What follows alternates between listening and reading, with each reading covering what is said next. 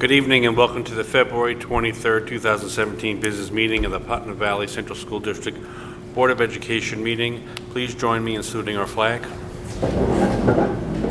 I pledge allegiance to the flag of the United States of America and to the republic for which it stands, one nation, under God, indivisible, with liberty and justice for all.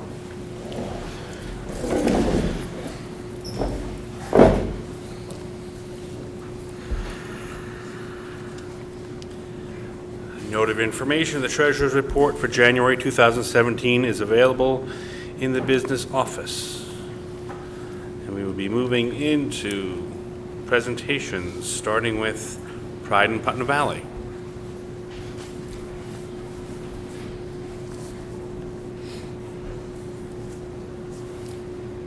It gives me great pleasure this evening to... The microphone's not on. The microphone's not on. It gives me great pleasure to be here this evening to present this very special Pride in Putnam Valley Award to two of our greatest citizens in our community who have been so generous and so thoughtful in their help to our middle school in particular, and that's Jim and Nancy Witt. Pride in Putnam Valley.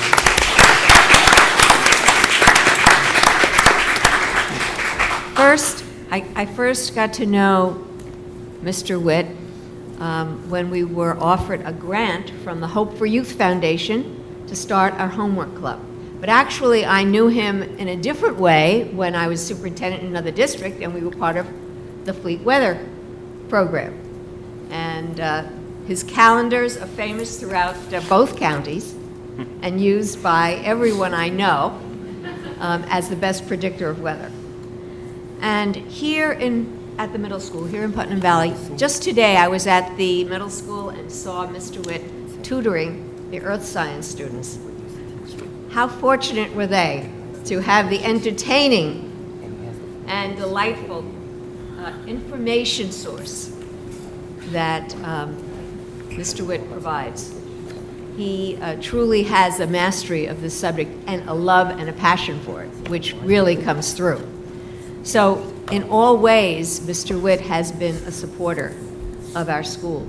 He has been someone who I saw giving weather presentations for Ms. Brothers' class, and they're always exciting, and I always learn some new things. In fact, there was a lot I learned today when I was in the class about what anemometers really do and about wind direction.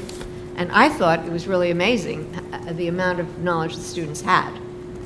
And they were able to answer the questions, and you were so supportive of them and encouraging.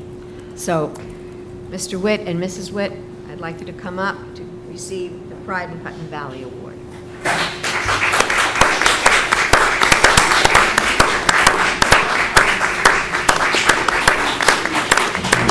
First award I will give to Nancy Witt for your extraordinary service and generous commitment of time and support to the children of Putnam Valley.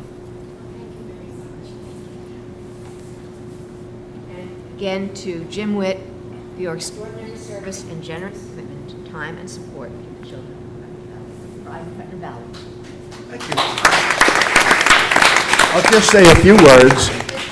Of course, when I lived in Putnam Valley for 26 years, my children also, the three of them, Tommy, Karen, and Faith, got their educational foundation here in Putnam Valley.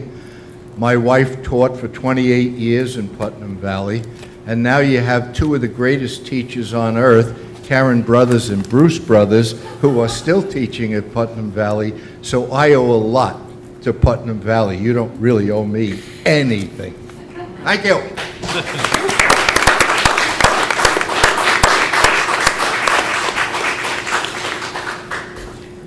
For those in the audience, the Hope for Youth Foundation supports charities primary in the Hudson Valley region, and they assist young people who are disabled, who are ill, who are disadvantaged. They support youth programs not only in school districts but throughout the counties in our area. If you want the calendar, the easiest place to get it, the library sells them. The library sells them. The library sells them, yes, and some of the stores. And some of the local stores will also have them. Yeah. And the nice thing about it is you know how to dress for the whole year because the weather's in it for the whole year. And the pictures of the local area are unbelievable.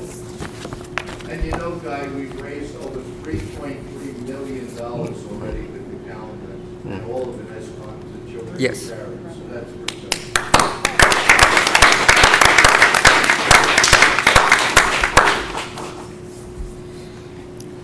The only thing that can follow that is kids, so. Yes. Okay.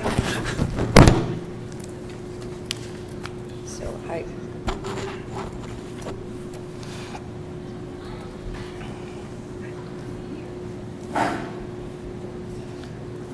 You can WHUD, Fleet Weather Report every day. we are waiting as That's his. fourth grade hear them. class of Mrs. Odell, Miss Katie Odell, will be presenting a quilt that they created, presenting the courage of Dr. Martin Luther King Jr., and they are here to talk about their quilt and present what they have accomplished.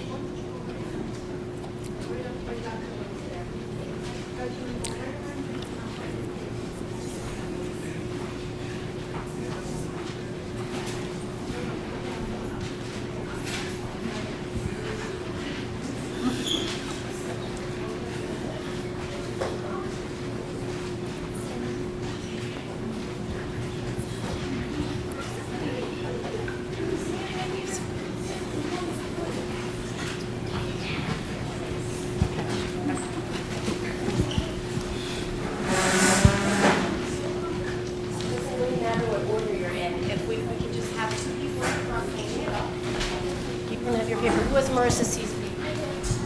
Okay, you know what? Here, just find your name on your page. Find your quote. Good evening, everybody. I'm Katie Odell. I teach fourth grade over at the elementary school.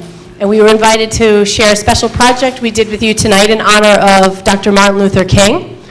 The New York State Education Department every year does a tribute to him. They collect artwork and essays from students throughout the state that they display up at the concourse in Albany. So we wanted to participate in that. We got the invitation back in November, and we were in the middle of reading a book called Eagle Song, which is a book from Expeditionary Learning, and it's about a boy from the Mohawk Nation that comes to Brooklyn to work. His father's a steel worker working in construction, and he encounters a lot of bullying there because of his cultural differences, his long hair, and everything else. And through the lessons of his father and the stories of his people, he learned that although it's difficult, making enemies into friends is really an important lesson and one that requires great courage. So we kind of took that theme and ran with it, and we've been really speaking about courage all throughout the year, tying it in with the life and work of Dr. Martin Luther King. So we decided for our tribute to make a quilt, and each of my students created their own quilt square that shows courage, how they can use courage in some way in their lives. So I'm going to pass it on to my students, and they'll tell you about their project.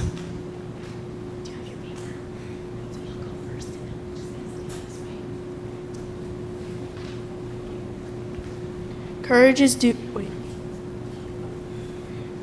doing something that you love and helping others.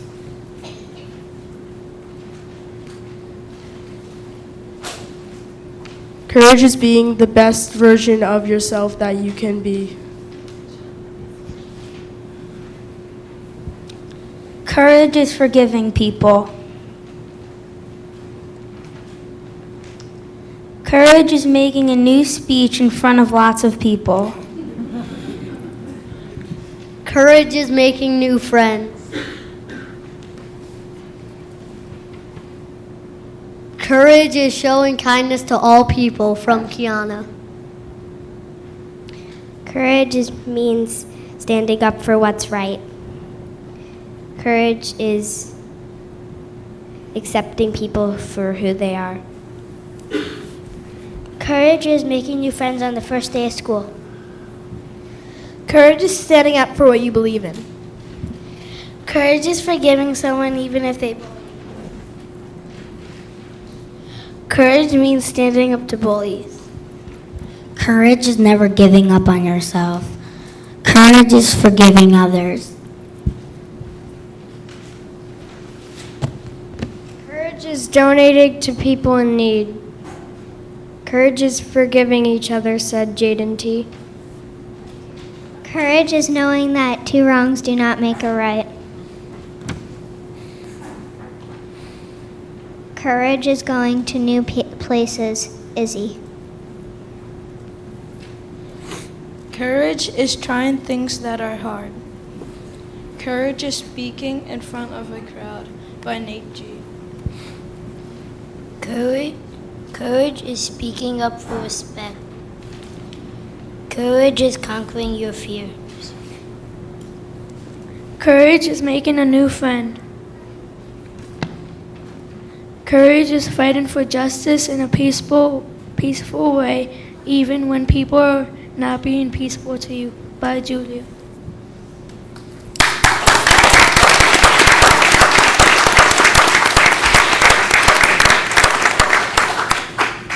I'm so proud of them. I just wanted to share with you also, we just got this nice certificate from the State of New York Executive Chamber honoring our work, and a letter from the State Education Department also acknowledging their display on the concourse up in Albany. So, thank you.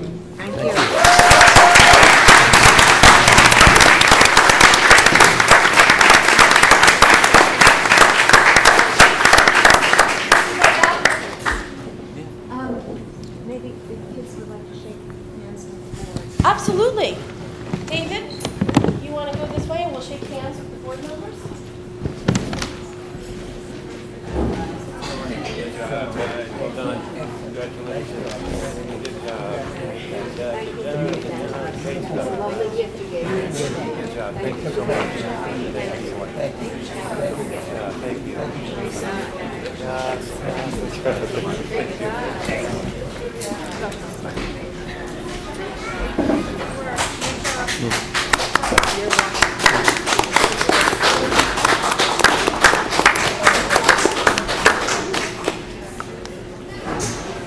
We're very proud of our students and grateful for the very wonderful sentiments they brought to us this evening. Out of the mouths of babes.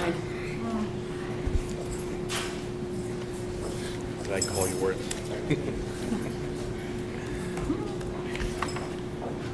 Now, the most fun thing we're going to do tonight is talk about the 2017-18 budget, facility and operations of special education. It's a hard act to follow.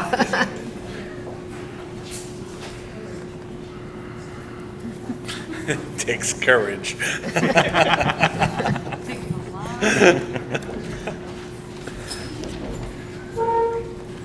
Well put, Barbara. Good evening, everyone. I'd just like to just add with Mr. Witt, just another piece that the high school students might not be aware of, but for a number of years now, Mr. Witt has also graciously, through the Hope for Youth Foundation, he is the main benefactor for the John C. Kleinegris Scholarship, which is a 4-year, $1,000 a year scholarship for students that are pursuing education as a background. And Jim, again, has been wonderful all the years that I know him, which goes over a lot of years at this point. And he stepped right up when we established the scholarship. He was the first one to participate, him and Nancy. So I want to add my thanks to him for that also. So thank you. Okay, so tonight we have our proposed operations budget. Our technology budget will be done at the next meeting. I'll be here with Michael Lee, and we'll separate those out for you. Okay, we'll start with the operations and maintenance staffing. My position is broken up over the 3 budget lines, which is operations, technology, and transportation, as those all fall under me. Staffing has pretty much stayed the same in the clerical department. The head custodian and custodian at the elementary campus What I'm looking to do is make some changes on the other categories below that. Presently, we have 4.5 custodial workers. Well, I'm talking FTEs, obviously, we don't have half a person. We have 7 cleaners, and this is, for both campuses here. This is the coverages. And we have 1.5 groundskeepers. The staff, just to give you an idea, maintains the 3 schools, which is approximately 290,000 square feet, and the groundskeepers are pretty much covering 72 acres. The changes I'm looking to do is, with the custodial workers, I want to drop that to an even 4, with the idea of moving that half person outside to the groundskeeper position. The 72 acres is massive in order to keep up to the standards that we want. In addition, we've added some new things like the outdoor classroom. We're working on creating the trails back again at the elementary school. And to be honest, I don't think I could reasonably tell you that that can be accomplished with a person and a half. So I would hope the board would consider making these changes on this here. So again, that would drop the custodial workers to 4. The groundskeepers would then go up to 2. So that's where the half person would go. On the cleaner line, you see we presently have 7. What I'd like to do is expand that by 1. What I'd like to do is, because over here at the high school, we're looking at a new proposal for lunches. We're going to go to a 3-period lunch, but rather than all be in the cafeteria, the students will be allowed to eat pretty much around the building. And again, to maintain the standards that we've established here, I'd like to make sure that the buildings are kept the way we like to see them when people walk in. So I would like to for you to consider increasing that by 1 person. And that would be in a cleaner position. Contractual expenses, as you go through your budget lines, as Jill gives you the budgets, includes utilities, fuel oil, safety compliances. We could read through here the BOCES services, the safety risk management, and telepath regional telephone services. We get state aid on all BOCES services. We do try as much as we can to go through BOCES for any purchase in that we do. Our fuel oil and propane are purchased from state contract. Our estimated use is 44,800 gallons of fuel oil at the elementary school campus. As you know, the high school, middle school campus heating and cooling are derived from geothermal. There is no fuel oil used over here at all. And with the proposed EPC, once we get the approval from state ed and we start with the geothermal over there, that'll greatly reduce this number also. Was that expected to be half? Or It'll be about a 2/3 reduction, Joe, what we're estimating. We'll still be leaving the furnace and that there just on those really frigid cold days to supplement, but I really don't foresee that having to happen more than once, maybe twice a year. A couple of years ago, Jill and I worked on rebidding our electricity contract, and what we ended up with was a savings that we figure with the estimated total savings would be about $300,000 between last year, this year, and next year. That contract goes to December 2018, which by then I'm hoping that we pretty much have accomplished our EPC, and with the LED lighting and all the other significant energy savings that we'll have, we should be maintain the savings that we're establishing here on the lower rate that we were able to receive.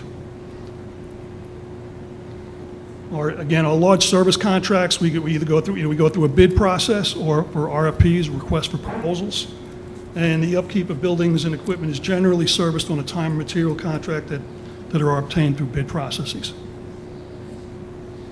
Materials and supply line, you'll see includes cleaning materials, floor care products, sanitation, paper, uniforms, etc. And most materials and supplies are, again, purchased through BOCES bids, our own bids, or through state contracts. Some of the facilities improvements we were able to accomplish so far this year was the complete refinish of the high school gym, renovation of the high school baseball and softball fields, and installation of dugouts, upgrade of the clock systems at all 3 buildings. The elementary school had a complete kitchen renovation. The high school here had a modified upgrade in the kitchen. We upgraded the former middle school library to an active learning lab, and if you haven't been up there, you really should see it. It's a wonderful place watching the kids interact with each other. We replaced the original 1972 lockers at the middle school. You're going to see on a couple of places here, you're going to see the number 1972. I just want to keep referring to that because to show that, it's not like the district is being wasteful. I believe we're getting our money's worth out of anything that we've used, starting with the lockers. The elementary school, we renovated a classroom to a makerspace center. We created an outdoor classroom at the elementary school. We upgraded the elementary school signage to digital display to enhance communication to the community. We've installed bottle fillers at the high school and middle school water fountains to help reduce the number of water bottles in the waste stream. We've upgraded the audiovisual equipment in the Performing Arts Center to keep it a state-of-the-art facility, and in the high school instrumental music room. We've completed plans for the district-wide energy performance contract, which is expected to result in a gross energy savings to the district of about $385,000 a year. And it's going to provide many necessary infrastructure upgrades, inclusive of windows, doors, lighting, and HVAC. Just to give you a little background on our 5-year plan, we're presently, my group is presently halfway through the things that we're anticipating doing through 2018. And this, the EPC with the upgrades that we'll get through that, the infrastructure upgrades, will pretty much knock that, complete that whole list. I'd say about 90-95% of that list. So we'll be at least a year and a half, maybe 2 years ahead of schedule. Proposed projects for the upcoming season here for me and my group is the door replacements. We're looking to do door replacements at the high school gym and weight room this year, and I'll do probably the following year, just to let you know, the gym doors themselves will probably be the next set I'll change out at that point. We want to change out the hot water system and do an upgrade here at the high school. It's 17 years old. We're going to make sure it's still working, it's still running, but it's time to do the upgrade. We've received approval from the state already, and we'll start this in probably late spring, but we'll be doing late spring, beginning of summer, depending on what the availability would be. On the middle school elevator refurbishment, again, the original elevator from 1972, no parts for the most part. The jacks that hold it up and run it have never been replaced. Again, it's time. We're going to convert the middle school health classroom. The plan, at least, is to change it to a family and consumer science room.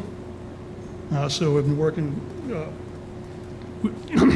with the middle school administration already to take care of what we think that will look like, and we're just waiting on some quotes and finalizations on some drawings. And we've upgraded the furniture in the middle school active learning lab. So I just want to say, I think, my crew that I've had on both campuses have done outstanding work through the year. They've been a pleasure to work with. They make my job somewhat easy. Performing Arts Center is broken out as a separate line when you look through your budget codes. The budgetary costs have now been separated from the operations and maintenance budget. They include contractual expenses, materials and supplies, and equipment upgrades. Equipment upgrades that would include items presently in use have been part of the original cost of the high school and have exceeded their lifespans, and parts are no longer available, or audio-visual upgrades. We've been doing that year by year, and so far the idea was to maintain that place as a state-of-the-art facility, and I'm pretty pleased to say, I'm pretty proud to say that we've maintained that standard. My transportation staffing, there is no changes to the staffing at all. Again, my salary is broken up over the 3 lines. I have 1 head bus driver, as 21.6 is devoted between the clerical position, drivers, mechanic, 1 mechanic, and monitors. And again, there's no changes there. Just on the transportation vendor, we presently run 16 large buses, 3 minivans, and the sports runs. With the later start time pilot that the board is considering, if it is approved, which we're planning on scheduling for February, that'll increase our large buses to 20, and that will result in an approximate gross increase of $120,000. We presently share transportation services with a number of other districts, and the board in 2013 approved a 5-year cooperative transportation agreement, which will be coming back to you again in 2018 to re-up, hopefully. We deal with basically the following 10 local districts: Croton, Harmon, Haldane, Yorktown, Garrison, Henhud, Peekskill, Lakeland, Ossining, Briarcliff, and Somers. Presently this year, we share the services the only services we've needed to share have been with Lakeland and Peekskill. That can change yearly. The intent of the agreement is for cooperative transportation to be arranged whenever a more economical and efficient service can be provided by one or more, for one or more students. My expenses lines here include an equipment, purchase and installation of radios, antennas, associated parts, the standard contractual expenses, which is tolls, fingerprinting, mileage, consultants, as you can see, a number of other equipment rental, mandated driver medical examinations, and drug testing, bus repairs, safety education, and mandated certifications. Then under materials and supplies is just the general office supplies, vehicle materials, supplies, hand tools, tires, parts, gasoline, diesel, fuel, and oil. Gasoline and diesel, just for the board's information, is purchased in collaboration with the town, Putnam Valley. The town purchased the fuel off state contract, and we obviously get a much better price that way. And we estimate we use approximately 70,000 gallons of diesel fuel. My request in the Transportation Department for this year is to purchase 2 all-wheel drive vehicles. We're looking along the lines of a Caravan, roughly that size, sense of vehicle, not a Suburban or anything like that. The purpose of that is we actually have 3 vans that are in excess of 200,000 miles. The 2 oldest ones are, they go over 208,000. The first one was purchased in 2001, has 237,000 miles on it presently, and the other was purchased in 2002. Again, so you're talking 15 years ago, and that's got 208,000 miles on it. They're 20-passenger school vans, the yellow small buses, and it's really not the most fuel-efficient transportation. The reason we want to purchase these all-wheel drive vehicles is for our special needs students that go out of county and the most distance away. And we presently transport 2 students to Rockland County, like across the Bear Mountain every day, and 2 students to White Plains and 1 to Kensico. So I would hope the board would consider that, and approve that. And currently, they're being served by full buses? They're being served by our vans, but again, the 20-passenger vans, Right. taking you could have a 20-passenger van with 1 student, and even at max, it's like 2. And again, they're probably getting about 10 miles to the gallon, at best. And again, my concern is with the excessive mileage that's on them already. Sooner or later, something's got to give, and I'd really rather not be in a snowstorm when kids are And the away students from that are home, being so- transported are probably the ones that would not deal with the transportation problem Yep. worse. And that's my presentation for tonight. Is there any questions?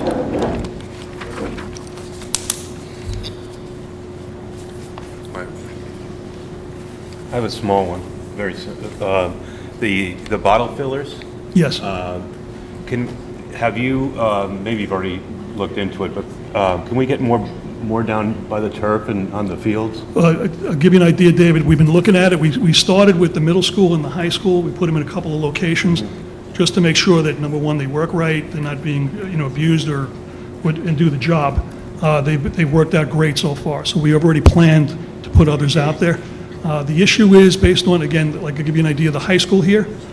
We had to, jerry-rig the ones we put here because the units themselves that we have here are, again, 17 years old. The company doesn't service them anymore. There is no retrofit kit, but Billy Bracken and the staff here have been, again, amazing. They made up parts to make this thing work here. To do it down at the field, again, I just got to look at that one. The problem is what we're looking at is based on the setup for the middle school and the high school so far. The units run anywhere between $800 to $2,000.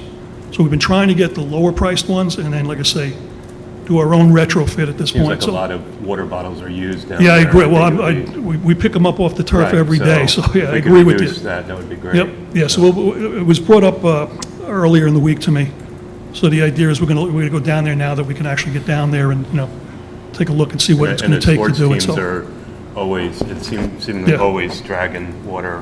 Yep, I think they'll still be dragging the big buckets, Big just, buckets, but to make it easier for anybody down there, we will be looking at putting one down there also. Where is drinkable water fed down there?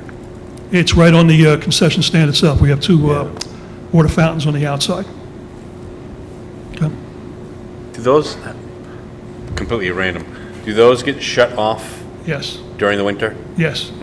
In order not to have the pipes freeze, everything comes down, we've got to actually blow out all the lines, and so that roughly the beginning of November. We try to hold out as long as we can because, we still have people running, back and forth down there. But we try to, we have to really get it done by the beginning of November, just to make sure that we don't have pipe freezing and lose lines. Okay. Thanks, Matt.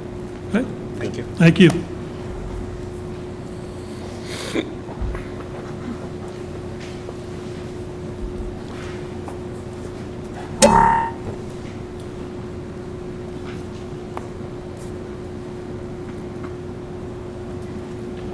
Good evening. I'm Natalie Doherty. I'm the Assistant Superintendent for Special Education and Pupil Personnel Services and HR. Tonight I'm going to just talk you through the special education budget and the recommendations for next year for the 17-18 school year. So the budget objectives are always the end result, and that is, whether we're sending students off to college or into careers or into supported employment. And those are just two of our students who are out in a program that we provide to our students that allows them to enjoy and experience opportunities in different types of career settings outside in the community. So the staffing needs for next year, I'm going in with very few changes. Continued to recommend my own position. One CSE, CPSE chairperson, which is Ms. Cafaro, 27 special education teachers, no changes in that number. We had discussed the possibility of a need at the secondary level for a science teacher, a special education science teacher. Right now, with the schedule changes that we're looking at for next year in the high school and middle school, we believe holding steady at 27 is okay. If it turns out that we need an additional person, I would look at writing a grant for writing that person into a grant or writing a specialized grant for that position. But right now, we believe that we're okay at 27. Clinicians, which is our school psychologist and social worker, we currently have 6. There are no recommended changes. Speech and language, we're still at 3.5 speech and language pathologists, and we're going in at that. We do have one of our speech pathologists retiring at the end of the year, so we will be replacing her. The one position I'm recommending for next year is a reading teacher for the secondary level for middle and high school. A highly specialized, skilled teacher just to work with students with reading disabilities, and I'll talk a little bit more about that later in my slides. And our teacher aides are now, many of them are becoming teacher assistants. So the difference between a teacher aide and a teacher assistant is that teacher assistants can directly instruct students under the direction of a teacher. So that is a big shift for us, and we'll be seeing some changes with their own duties and positions for next year. The continuum of services, I have the wrong year up there, is the same for this year. That doesn't really change. That's driven by the state, and the state has a continuum of services of related services, which is OT, PT, and speech, resource room, which is a smaller class placement for students, for up to 5 students with 1 teacher, and that is for a minimum of 3 hours a week. The consultant teacher model can be direct, and that is directly to the student, or indirect, which is a special education teacher consulting with a general education teacher on helping that general education teacher meet the needs of students with disabilities in his or her class. And the integrated co-teaching model we continue to utilize in grades K through 11. And we've really shifted the way we're doing things now. In our co-teaching classes, we've engaged the services of Goldman, Rutherford, and Rutherford. And they have come in and started to work with our teachers throughout the year on the different types of co-teaching. So there are 6 types of co-teaching. For example, one is one teach, one assist. There's station teaching, there's team teaching, there's parallel teaching, there's 6 of them, primary ones. And we were often using one teach, one assist, and we really wanted to move our model more towards station teaching and teaming, or parallel teaching, which is where you split the room up into 2 and you teach simultaneously, but you might use different types of materials like more visuals with one group, or pull out vocabulary that's specific to that specific group of students. So we've changed in most of our classes.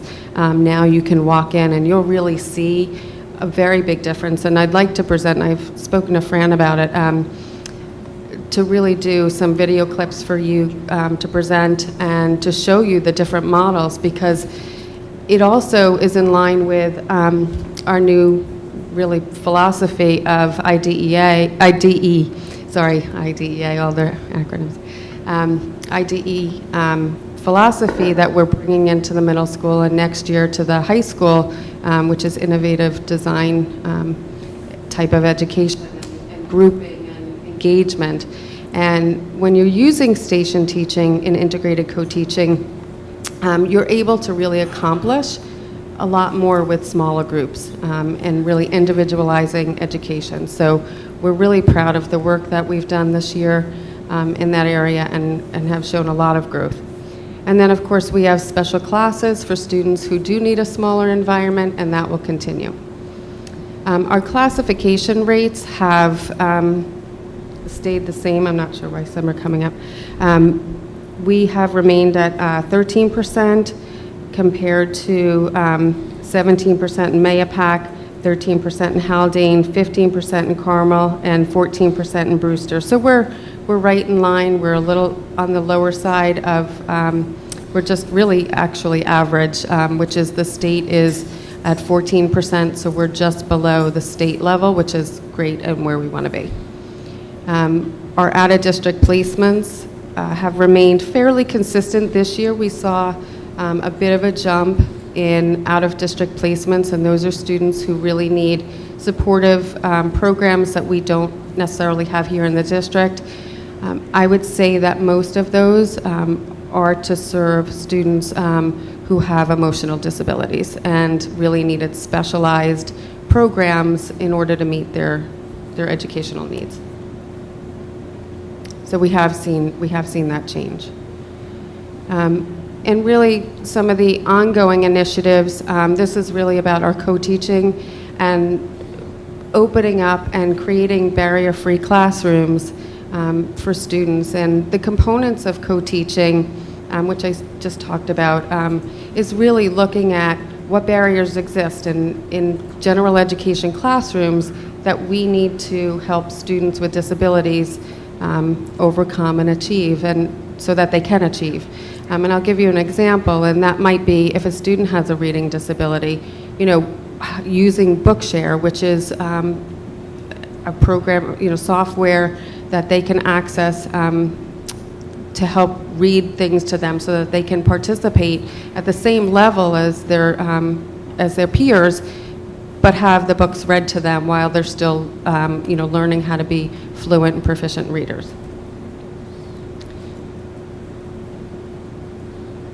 So this is really a continuation of Universal Design for Learning, which is just what we're doing in our collaborative classrooms, which is student engagement, motivating students and learning in different ways, allowing students to express and show what they know in different ways, whether that is through media, multimedia, through oral presentations, all different types of presentations in order to show what they know. And then how do we know that these initiatives have been working and are working? In 2014 and 15, 80% of our students, 80% or more of our students were in general education, 48.9% of our students were in 80% or more in general education every day. That jumped to 61.3% of our students who spend 80% or more of the day in general education in 2015. And if you look at our graduation rates, in 2014-15, students with disabilities were at 57.1% graduation rate, and now we're at 81.8%. That's a really significant jump, and is certainly in line with the more we put students in general education classrooms and differentiate our instruction, the more successful they are. I mean, you cannot argue with that data. It's very clear. And the state, if you remember my presentation last year, the blueprint for special education and helping students succeed really is about creating barrier-free classrooms. So our growth, it's a really hard chart to see, but in 2015, out of 17 districts, we were number 15. Our graduation rate was, we were number 15, ranked 15. In 2016, we were ranked 4th. That is, it's a huge jump and really positive, and the teachers should be very proud of themselves and the work that they're doing for our students. So this is just a picture that I wanted to show you. It's a little difficult to see why I want to show some videos of some of the classrooms. If you see some of the classrooms now, we break into 3-4 groups, and teachers are able to provide different levels of instruction to smaller groups of students, and they're much more engaged. And this is just that same classroom with another small group off working to the side. The next one was a video, but it's not going to cooperate tonight, so I will come back and show that video. And that really is an ongoing initiative in terms of multisensory reading approaches, and why I requested a reading teacher, because students with disabilities often need highly specialized instruction, specifically in reading, and that is a specialized Wilson program or a PAF program, and those types of approaches are delivered by reading teachers. So we've recommended that position for next year. And then another ongoing initiative is our transitional program, and this year we're required under Indicator 13, it's called, by the state of New York. We will have to participate in an audit for all of our IEPs, and that is from students actually from age 15 to 21. The transitional program, the opportunity for them to have a transitional program is from 18 to 21 years old. However, the IEPs are started when they're 15 years old. We start to look at what types of careers that they might like, that they might be strong in, and we develop their IEPs and experiences based on those transition documents and initiatives. So that will continue. We were nominated by Careers this year for our program. It has been very successful. I just met with a student today who is going to come back next year, which I'm very excited about, and participate in our hospital program and some of our academic programs as well, in order to continue on her path and experiences, and hopefully we'll have an opportunity for a career once she leaves here. So that is it from my presentation. So do you have any questions, comments? I just did some quick scratch math. What do you attribute I'm guessing it's 25 more students with the graduation rate between 2015, 16, and 2000. Why? I mean, what do you attribute the additional? And again, I'm guessing it's 25 more students graduated the most recent year than the previous year. I think that the supports we're putting into place, students have built connections to people, to their teachers. The content certified teachers that we have at the high school level, where, for years in math, we struggled having students achieve a Regents diploma in math. We've certainly come out stronger in that area. We've added different resources in terms of our classes, and I think a lot of it has to do with putting students in a collaborative or supportive general education environment, and allowing them opportunities to just have more classes and more types of classes, more types of teachers, and different supports. So I would say that all of those things, contribute to the increase in our rate. And I would suspect, and I have no doubt, that now with the pathways, the different pathways to graduation that we'll be allowed to use, you'll see even more students graduating with diplomas. A diploma matters, and the type of diploma that you leave a school with matters outside to whether you decide in your right after school to go onto college or to a vocational program or a career, or whether you decide when you're 23 or 24, 25 and you say, oh, now I want to go back to school. You have that diploma that is allowing you to open doors that you would not otherwise have. And for students with significant disabilities, that has been really a challenge for them to leave any high school with, and the state recognized that and is certainly working with school districts on creating different pathways. And the resources for those students that aren't able to graduate after their, quote, graduation time, Right. What can you tell me a little bit more about Sure. what we can do for those? They're allowed to stay. They're allowed to come back to achieve a diploma until age 21. We have had students return, after a year they leave and they just struggled, and then they come back and they achieve a diploma. And the state is actually recognizing that as well now. They used to just count a cohort as a cohort. 4 years, that was it. That was your cohort, and that was what counted. Now they're counting graduation rates for students because they 5 years out and 6 years out, and giving school districts credit for that because, one, they came back and they did it, and it's a huge achievement. And they also recognize that developmentally, there are some students who just need that extra time and extra support, and with that extra time and extra support, they can achieve a diploma. So, I think the pathways to graduation over the next few years is going to really change students' experiences with leaving high school, and understanding that there really are different pathways, and that those pathways can be positive and have great results for people. Any other questions? No? Okay, thank you. Very positive report on how we are using our resources for all of our students.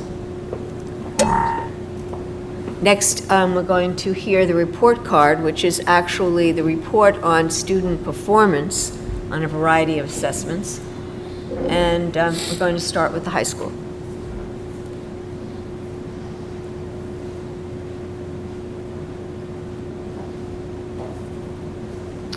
Good evening. First, I'd like to thank a few people. We had a very special day at the high school where we sent our 6 wrestlers off to New York State Championships, and Larry Cobb came with the fire trucks, and Corinne Pitt led the little parade, and all the kids came out of the classrooms and cheered for them, and it was very, very touching. And I want to thank the middle school because those kids came out and cheered everybody on. It was a huge community event, very heartwarming, very positive, and just a great way to help kids feel supported at school. So I want to thank everybody for that. Our presentation is going to be on the Regents results from last June, and all the statistics that I'm presenting to you are done with benchmark districts, and those were school districts selected by the administration team 3 years ago, and it's comparative information based on geographic location, similar size schools, similar demographics, and some schools with consistently higher test achievement to compare ourselves with and raise expectations.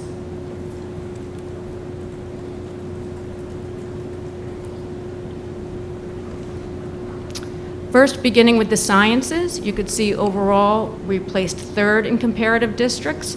Overall, we're 85 to 100%. We have 60% mastery.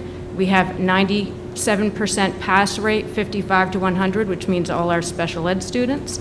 And in the 65 to 100 area, general ed students, a 94% pass rate. So that's a very strong number. And you can see we're testing 122 students. Many of those students are also tested at the middle school because many of them take it before they even come to the high school. Living environment. So we're not as strong as we would like to be, but a figure I would like us to look at is, again, that 55 to 100, which means 99% of our students, that includes the classified students, are getting through and passing the test and getting the credit. Our pass rate from the 65 to 100 on the general ed is a little bit lower. So we know there's some areas to address there, but I think as Mrs. Doherty mentioned in her presentation, we are working on co-teaching in the classroom. I think that there are some teams that made significant strides this year in science rooms working in this capacity, and I think that will help to strengthen our scores. And also, we talked with some of the science teachers, and they would like to visit some of these other schools and talk to those science teachers to find out maybe what are they doing differently to raise chemistry. Overall, our pass rate, 82.6%, is not bad. I think the area that we need to improve on, which we're working on this year with, again, smaller class sizes, and we're doing the honors option, we have a 21% mastery rate, and that's the area we'd like to improve moving forward. Physics, I know last year we were listed as #1 and we're listed as #2 this year. However, they only tested 5 students. We tested 76, which is quite a large number to have a 94% pass rate. So in my mind, that puts us at #1. Yes. Global history and geography, #6, kind of in the middle, but close to an 84% pass rate. And you can see the other districts are fairly close, 82, 84 above us, 86. So generally, sometimes this can mean the difference of 2 or 3 or 4 students, depending on the year. U.S. history scored very well. I think U.S. history is a Regents exam that most schools do have quite high achievement on as far as the pass rate, but I think what's notable for Putnam Valley is the 82% mastery rate. That means students have to get an 85 or above. So the fact that we have 82% of 156 kids scoring an 85 or above is very good. Common Core ELA, again, they do this in levels because the Common Core has changed how they score it. 157 students, and overall, again, we're doing quite well.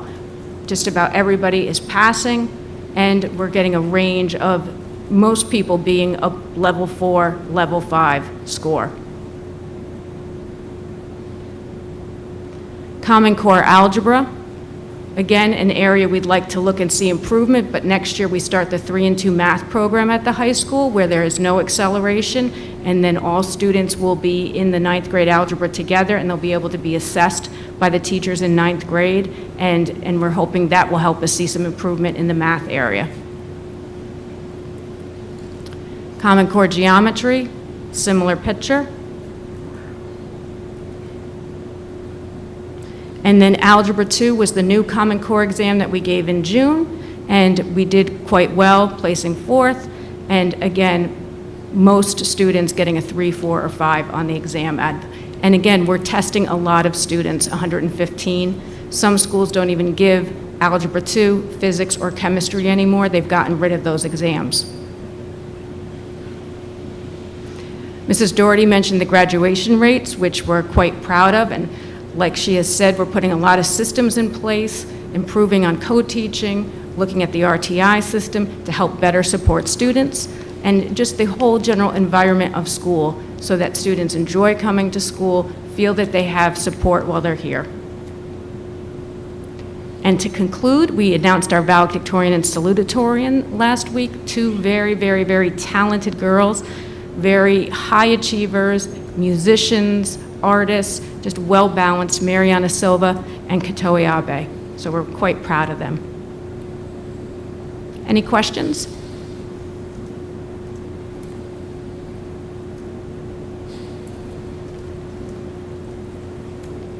Thank you. Thank you very much. We're proud of our accomplishments, and we know what areas that we're working on. We did choose to benchmark ourselves against some schools with different demographics, but we felt that there were enough similarities that we would give ourselves a challenge, and we know where we're striving to, what we're striving to attain. Next, we have the middle school and their report card.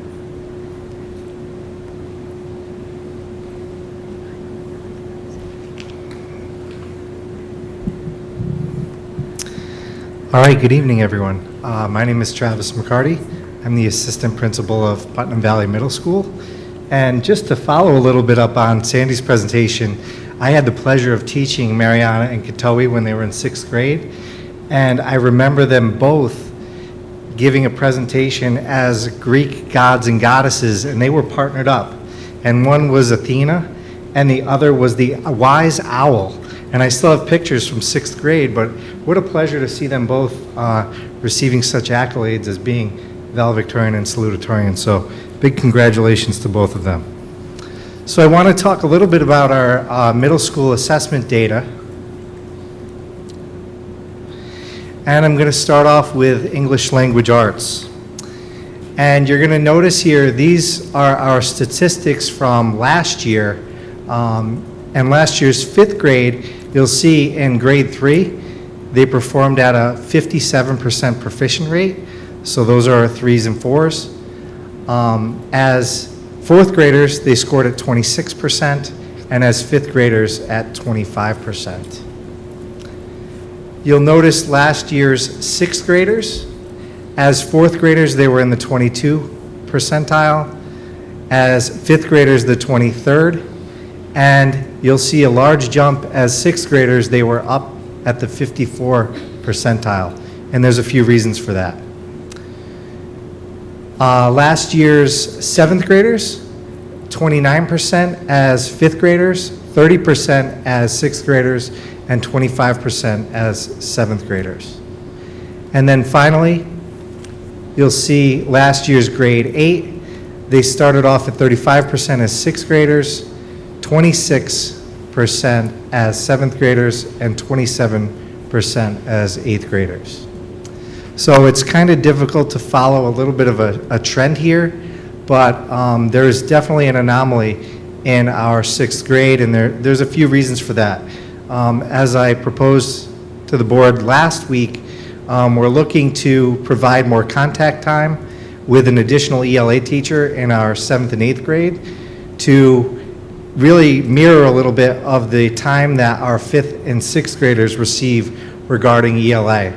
And that's just one small factor that plays into that 6th grade 54 percentile. Just to mention that 35% of our students, between 35 and 40%, never took the exam. That is, so you have a skewed. That is correct. And if I go back, you're going to notice here in that 54 percentile, we had over 100 students take that exam. So it's really more feedback regarding all of, or the majority of our students in 6th grade, as opposed to our students taking it in 5th, 7th, and 8th grade. And actually our 8th grade is the highest opt-out grade in the middle school, so we're not getting a true read of their abilities. Looking at math from last year, starting with our last year 5th grade, as 3rd graders, they were in the 32nd percentile, up to the 53rd percentile as 4th graders, and 51% as 5th graders. Last year's grade 6, they started off at 50 percentile in 4th grade, 38 percentile as 5th graders, and 46 percentile as 6th graders. Last year's grade 7, As fifth graders, 47%. As sixth graders, 52%. And as seventh graders, 40%. And finally, last year's eighth grade, 48% as sixth graders, 12% as seventh graders, and that's due to the fact that we had 41 students challenge the Common Core algebra and 100% passed with 51% mastery. And then as eighth graders last year, they were in the 23rd percentile.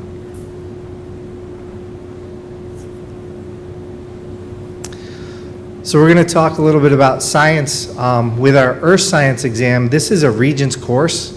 It is a 9th grade level Regents exam, and this is the start of a transcript for many of our middle school students who challenge this rigorous course. And you're going to notice we have a large number of students who pass this Regents exam, and almost 3/4 are achieving mastery. So in 2014, we had 78 students, 100% passed, with 80% achieving mastery. In 2015, we had 79 students with 100% passing and 71% achieving mastery.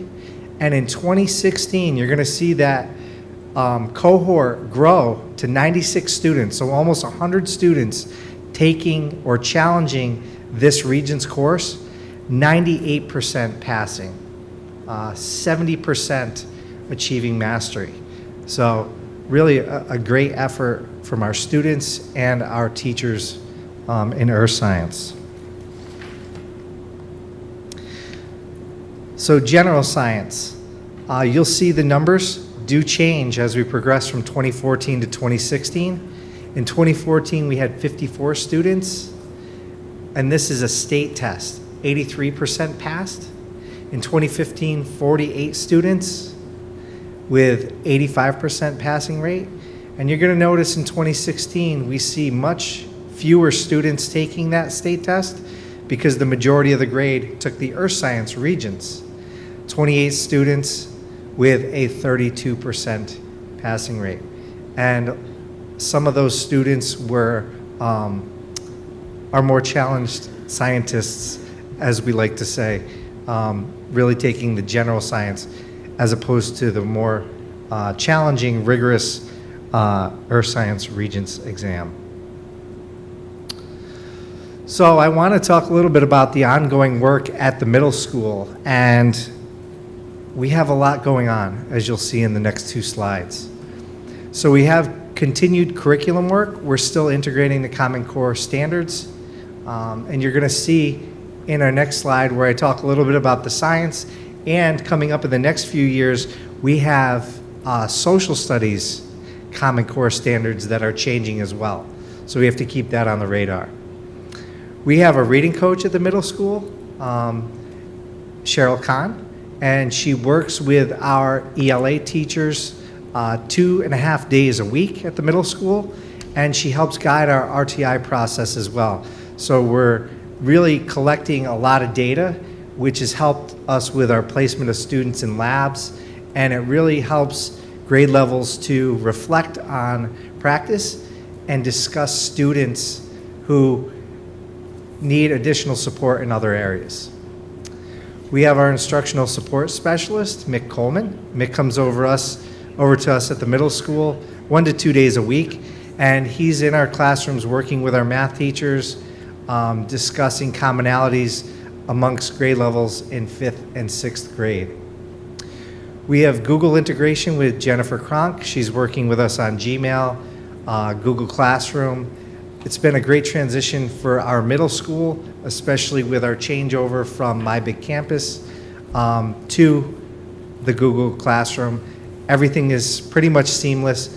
Students can get their work right from their teachers' Google Classroom sites.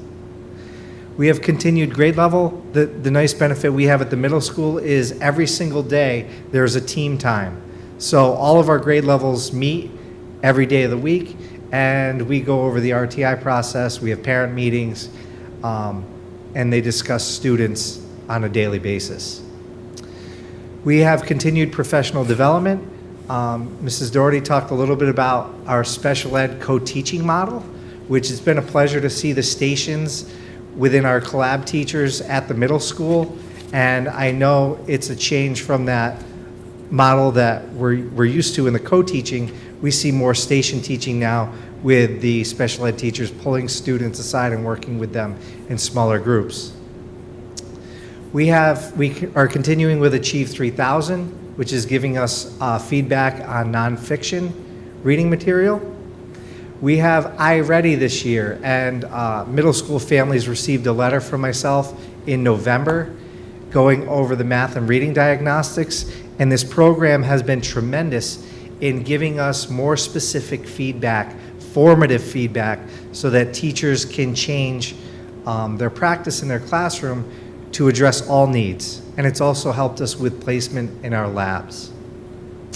We have Accelerated Reader, which is where our students can read independently at home and then take an assessment to show how much they comprehended the novels that they're reading.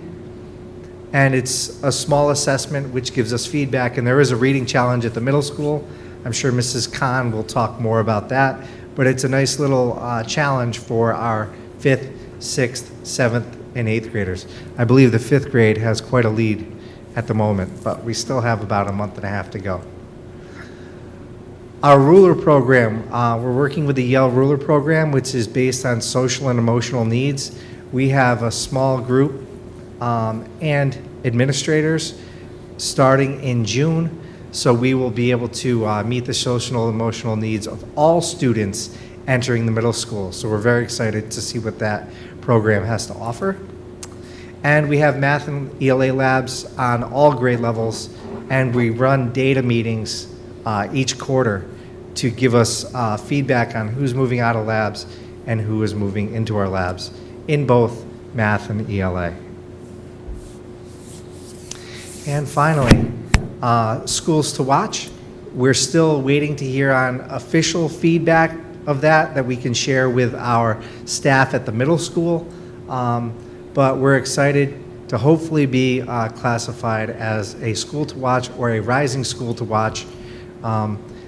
Basically a needs assessment for us to put in place some programs that we needed feedback on. Our building steering committee, we meet once a month, and we have many different focus throughout the year, but one has been scheduling and meeting the needs of all learners. We're looking at smaller class sizes and more contact time.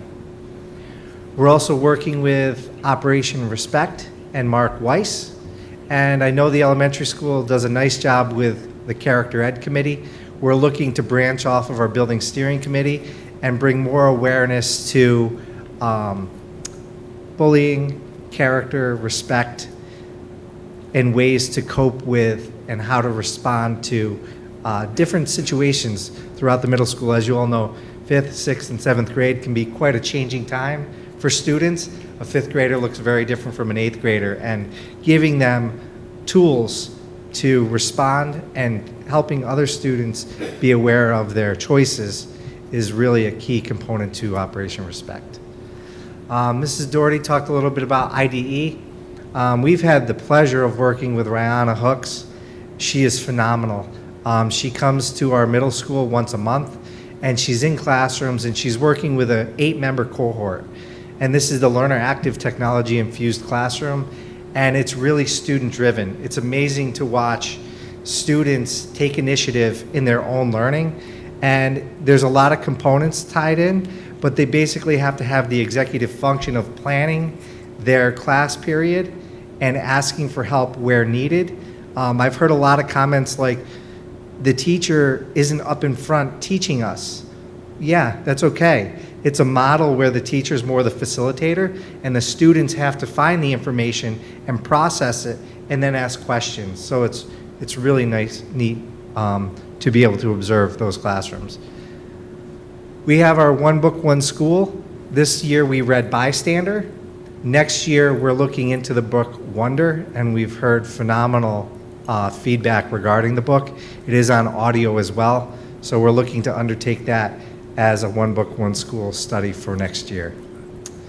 As mentioned earlier by Pat, we have our active learning lab. What an unbelievable environment for all teachers to bring their students and collaborate with other classrooms. It's flexible. All of the chairs are on casters, all of the desks move. They can move into larger stations, smaller stations. It's really an inviting environment for groups of students to work together and collaborate on projects, or a classroom can just use the space. Being different from their own space, it's a larger environment than a typical classroom. We have we're establishing the RTI process through RTI Direct and weekly meetings, which Cheryl Kahn has really helped to spearhead in our middle school. It's really helped us to discuss students and type everything into a program where each grade level can look back and see the interventions that were put in place before those students come into the next grade level. And finally, as I mentioned before, we have our next generation science standards on the horizon, and we're looking at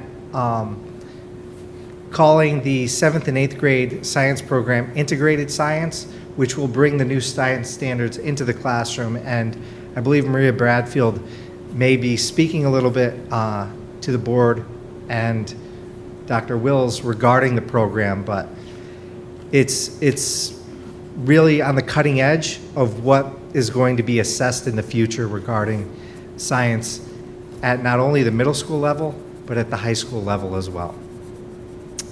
And as always, our key concerns is balancing everything. We have so much going on. We have the right people in the right places to help ensure that everything runs smoothly.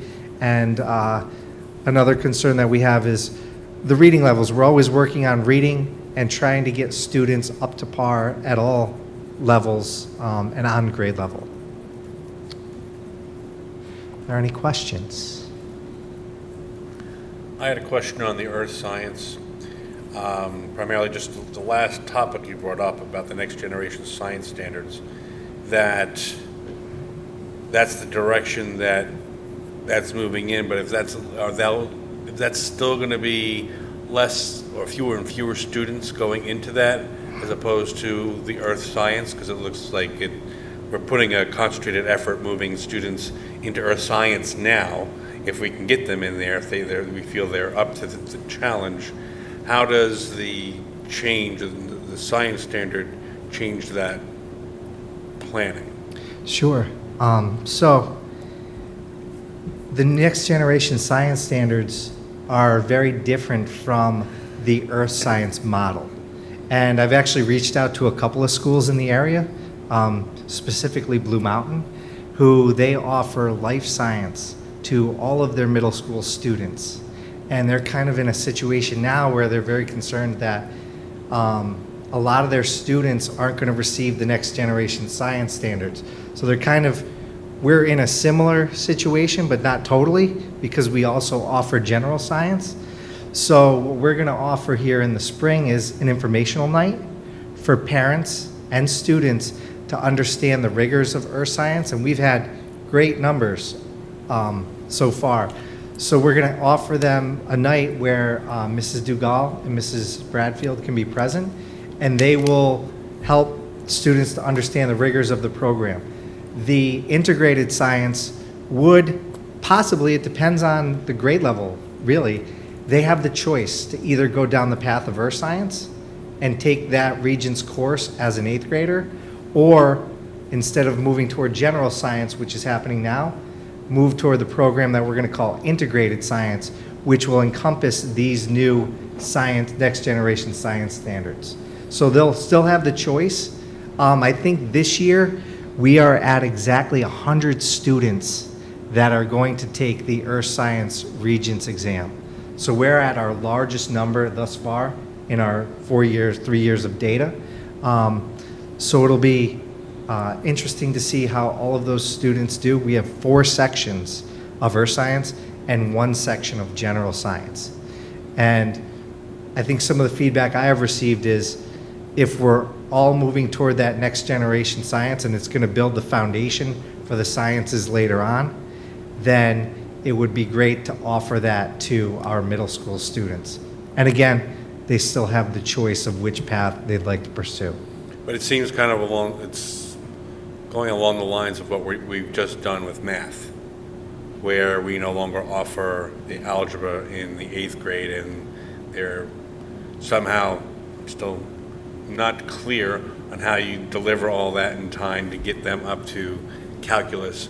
But it seems like it could be a similar path where eventually earth science just becomes what you take in high school as opposed to what you take in the middle school, depending on how the standards work themselves out and what makes sense for our students.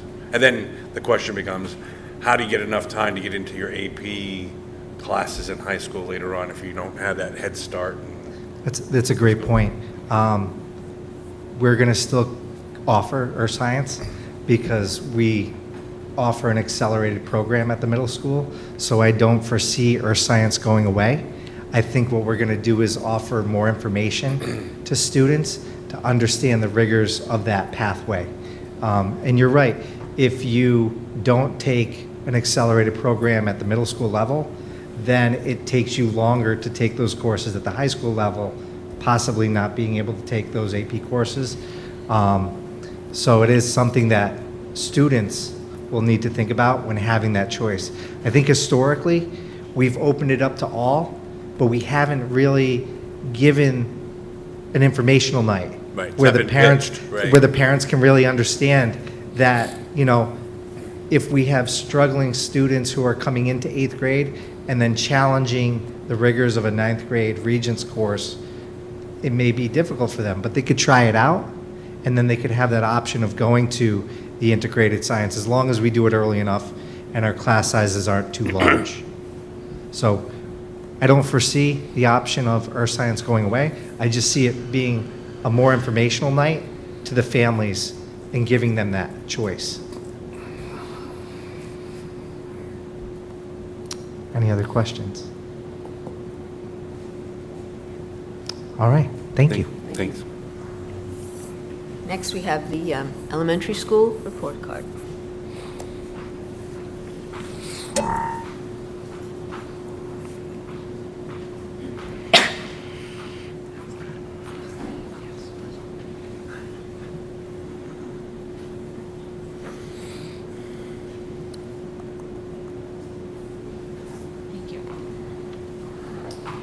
Good evening. I'm Margaret Podesta, principal of the Putnam Valley Elementary School, and this is just a brief presentation. As you know, we don't have as many tested grades or subjects as the high school or middle school, but we're getting these students ready and prepared. So our tested grades in the elementary school are grade 3 math and ELA, grade 4 math and ELA, and grade 4 science when we're talking about the state exams. Our first piece of data is about our cohort who is in 5th grade now. Their graduation year is 2024. And on the ELA exam, you can see where they were in 2015 in 3rd grade versus where they went to in 4th grade in 2016. We had a nice increase there, percent passing, getting a 3 or 4 on the rubric for the ELA exam, from 29% up to 37%. As Dr. Wills mentioned, we had a good number of opt-outs, which definitely affects our data. However, we take the information that we get from the students who took the test, and we work with it to improve. And this was improvement for that cohort. The same group of children in math didn't show growth, really. They kind of were about the same from 3rd grade in 2015 to 4th grade in 2016. Our highest number of opt-outs in the elementary school were in 4th grade, but you can see they stayed about the same. Of course, it's a year older and it's a harder exam. It's 4th grade versus 3rd grade, but they didn't lose ground. So we're looking to always improve. Our current 4th grade class in 3rd grade really showed us how to do it here. We were at a 50% passing rate from the students who took the test, versus the third grade before that. Not the same children, because they weren't tested, of course, before third grade, but the cohort in 2015 had a passing rate of 29%, and last year our third grade really showed, marked improvement. And I give credit not only to the students who work so hard, but to the teachers who are always getting outstanding professional development and working so hard at their practice. And again, this same cohort, currently in fourth grade,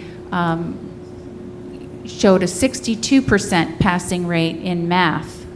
Really great passing rate there. The year before, the cohort had a 44% passing rate on the third grade exam. So this is a different group of students who are currently in fourth grade and working hard with their teachers, but you can see that they really put us on the map for Putnam Valley, and they did extremely well. Our science, it's a great exam as far as hands-on activities. The children are well prepared with an 88% passing rate, which sounds high. However, this type of exam, we can do much better than this. And so I'm going to frankly say that the teachers all renewed their training this year. They went to BOCES for a full day, the entire fourth grade. And of course, this science exam is based on all of the elementary years, but it comes together in fourth grade for this first state science exam. So we'd like to see marked improvement this year. They're getting direct practice, the teachers, and then with the students. And so not just the new teachers to fourth grade, but all of the teachers in fourth grade did a joint training. Some of the changes that have been implemented and also continued from last year may sound familiar to you at this point, but they're all quite significant. The online reading program of Smarty Ants, which feeds into the Achieve 3000 online program. The Smarty Ants is used by the younger students in the school. It gives the teachers great data on how the children are doing with fluency and reading comprehension, and it's being well received by both the teachers and especially the students. Today I was walking out of a first grade classroom, and the teacher said, "Oh, he's a whiz in math, and the little boy, 6 years old, turned around and said, "Oh, I just learned that word whiz on Smarty Ant." So there's our vocabulary building and relating it to real life. Continued ELA grade level teamwork with a focus on language, grammar, and mechanics. We are focusing with direct instruction in all of those areas. Continued focus, of course, with guided reading, close reading, which our teachers have become masters at using in lessons, nonfiction, and of course, gathering text evidence, both in answering questions and in putting in writing. Teacher-created schedule continues to be very successful at the elementary school. We have our blocks of time so that children's academic time is not interrupted with pull-out services, and increased academic time at optimal times of day. This has taken a lot of teacher conversation, and there's always room for improvement, but we're doing really well with our schedule. And this is new. We are standardizing our quarterly collection of foundations data. This is the program used in kindergarten through third grade, which has direct instruction of decoding.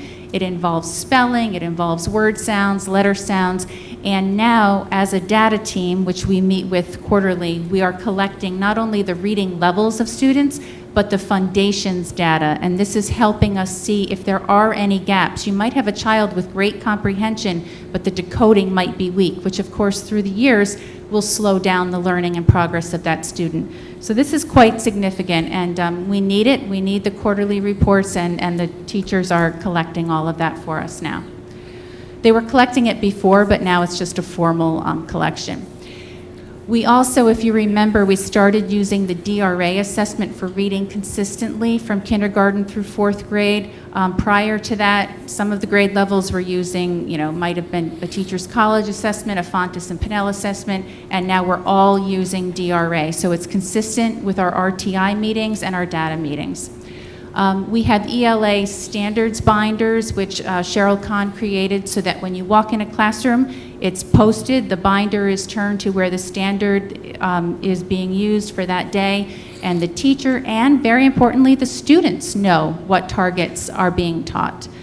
We also have the Math iReady, which is new. We haven't even used it yet, but children are practicing logging on for this assessment. We're using the diagnostic piece for math for grades 3 and 4 now, and then it's being decided, I believe, that we will bring in the ELA iReady diagnostic for our current 4th graders at the end of this year so that we can give more detailed information to the middle school about their reading levels. Improved classroom assessments, and Mr. Coleman and Mrs. Kahn will talk about that, just working on not only preparing our students for the future and for their big exams that you're hearing about from middle school and high school, but really for their true learning and preparing them always to think deeply and to analyze questions with great skill. So that's been great work in our building this year. Data and item analysis of classroom tests and state tests, and Cheryl will be able to talk about the trainings that she has been able to go to this year, where all of a sudden she's able to see something that we can all focus on as a professional staff. And some of it's very eye-opening and hopefully very helpful to not only our teachers, but really our students when they're gathering evidence, when they're writing a short answer to a paragraph. This is all important information that our teachers are finding very, very helpful.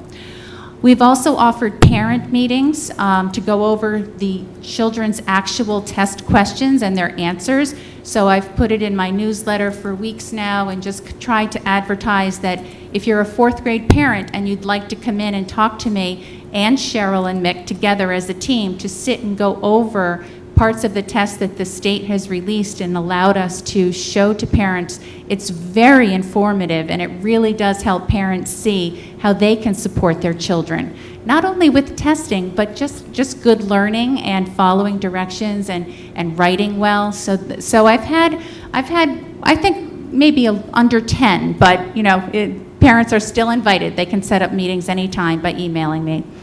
And we have an upcoming PTA night that I hope will be well attended, where we'll talk about the good work that we're doing, but also the importance of taking these tests and getting the information about each learner as we move forward. So we're trying to encourage that strongly.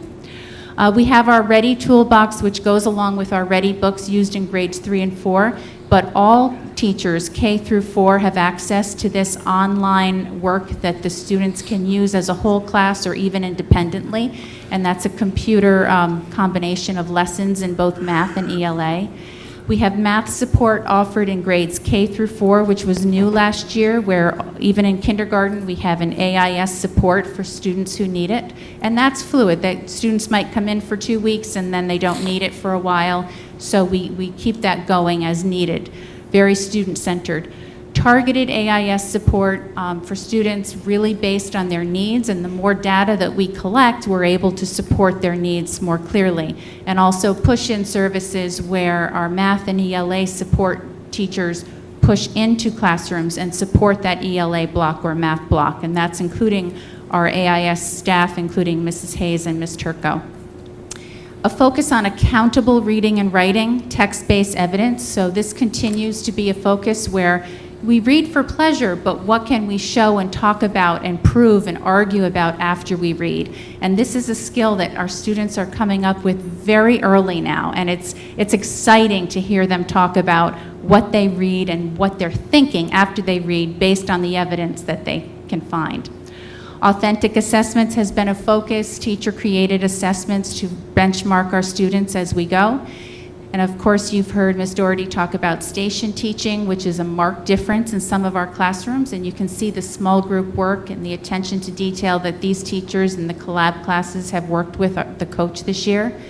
And of course, Kinder Camp was a start to a great year just because we got the students who stood out to us in one way or another in kindergarten to transition smoothly to school.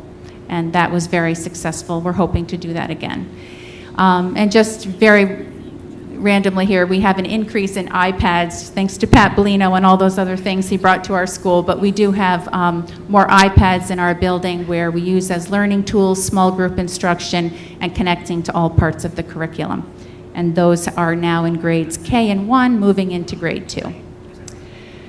And we're always focusing on ELA, not only in the elementary school, but of course the whole district, including direct instruction based on our formative assessments, We're using in the AIS program a combination of things, strategies to achieve reading success, along with a strong focus on foundations, Wilson, and this year PAF.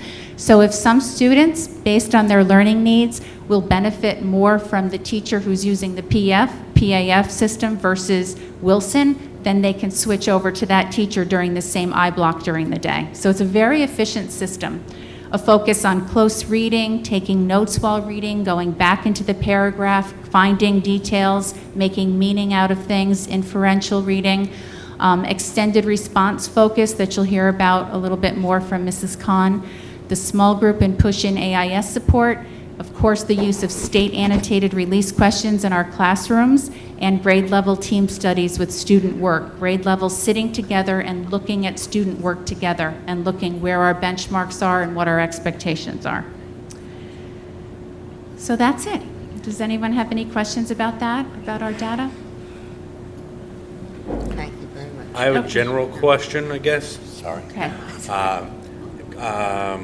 We saw cohort data for the regions for high school.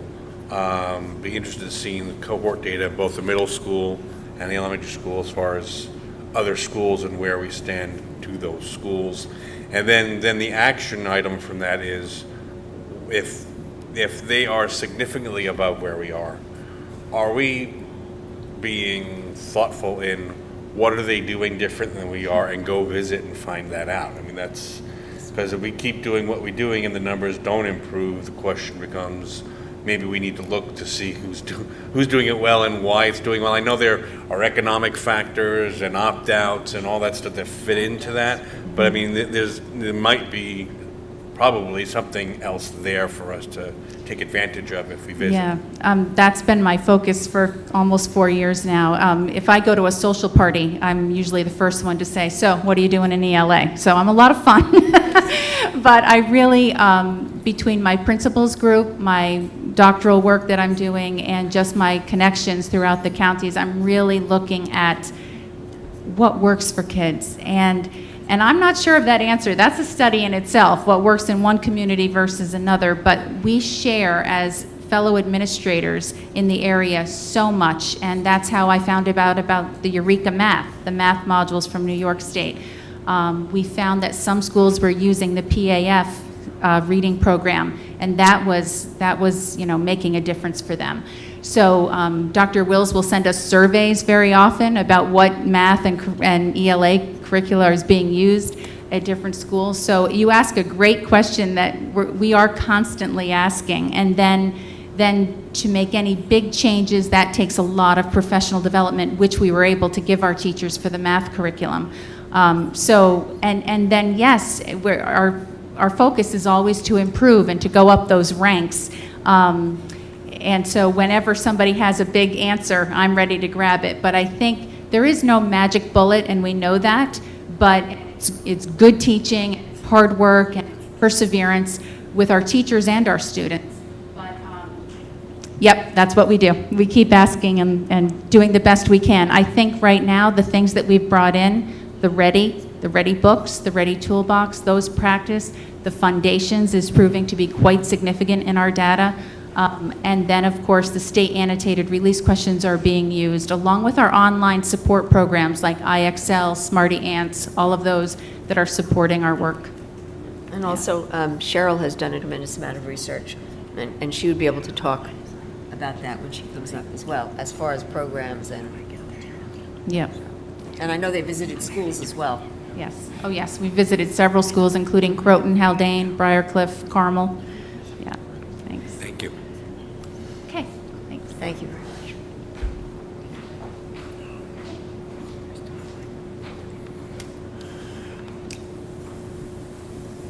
We're very fortunate to have Cheryl Kahn in ELA and Mick Coleman in math doing a great deal of research on what works in math, and also doing deep dive data work, so we know a lot more about our students and what they're able to do and how we can get them to the next level. Good evening, I'm Mick Coleman. I am the Math Instructional Support Specialist, and I'll be speaking shortly. Here's Cheryl. Hi, I'm Cheryl Kahn. I'm the K-8 Literacy Coach and Coordinator this year. And Mick and I worked together to present some data other than state testing. So this is data that we are collecting on all of the students in the grade levels that we speak about. So Margaret already spoke about the DRA, which has been an ongoing data collection last year and this year, and quarterly we meet as a data team and look at students' progress and talk about how we can best support all of the students. This year, K through 3, we're also collecting the foundation's data that we speak about quarterly at our data meeting. So the next programs, Smarty Ants, Achieve 3000, and iReady are online programs, so they give us data 24 hours a day, every day, anytime that we would like to look at data. So we're going to share some of that with you today, and if you have any other questions or need any further data, we can get that to you at a later time. The districts in our area that are using Achieve 3000 are Blind Brook, Carmel, Lakeland, Nanuet, New Rochelle, Nyack, Pearl River, Ramapo, South Orangetown, White Plains, and the list keeps growing, but this was, as of about a week ago. Many districts have been using Achieve 3000 for several years. We're in our second year. As Margaret mentioned, Achieve 3000 is the nonfiction reading program. Students read new nonfiction articles on their reading level. iReady was used in our middle school for 4 years in our AIS program, both reading and math for just our AIS students, and this year it was rolled out to the 5th through 8th graders, all of the students in every grade. Hastings, Katona, Mount Vernon, Ossining, Peekskill, Mount Pleasant, Pleasantville, and Rhinebeck also use this program. So I'm going to start with Smarty Ants kindergarten data, and this is a very colorful chart, but a little difficult to read, so I'll explain. In the beginning of the year, the students took what we would call a level set. To them, it's a game. Their ant jumps off a diving board into the pool, and they choose which diving board the ant should jump onto based on sounds or words that the program is asking them to identify. So the black line with the blue numbers on top is the beginning of the year data. And so along the bottom, you can see the line for pre-K, K, first grade, and second grade. So this is our kindergarten cohort. And at the beginning, there were 62 kids at the beginning of kindergarten, which is what we would expect. Of course, there were a few below and some, actually quite a few above. Now, the colored lines are where the students are currently, the lessons that they're currently doing. So if I was logged in and I was able to click on those lines, it would show me which students represent which lines. So I would know exactly which students are far above grade level and how we can support them in their growth, and which students are below grade level and how we are supporting them. So this is for first grade. So now we're kind of focusing our attention on the bottom, the yellow first grade area. And we see most of our students are in that area. We definitely have some students still back working on kindergarten skills, and they're quickly moving actually.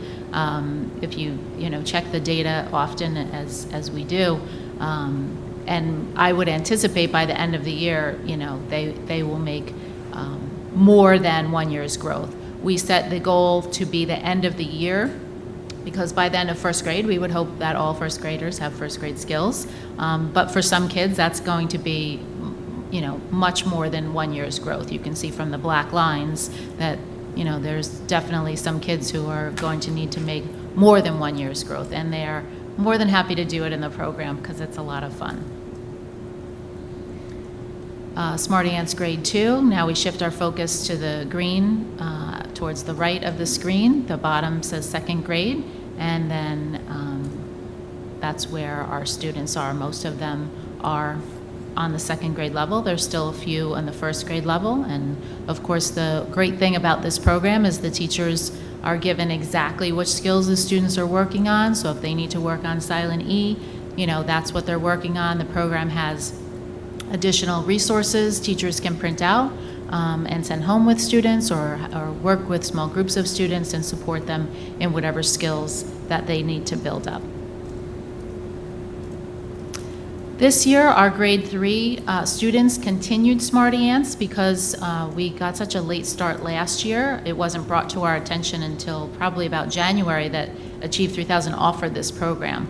So we didn't start it with the second graders last year until about April or May, and it was such a hit, the students wanted to continue. So they continued this year in the beginning of 3rd grade.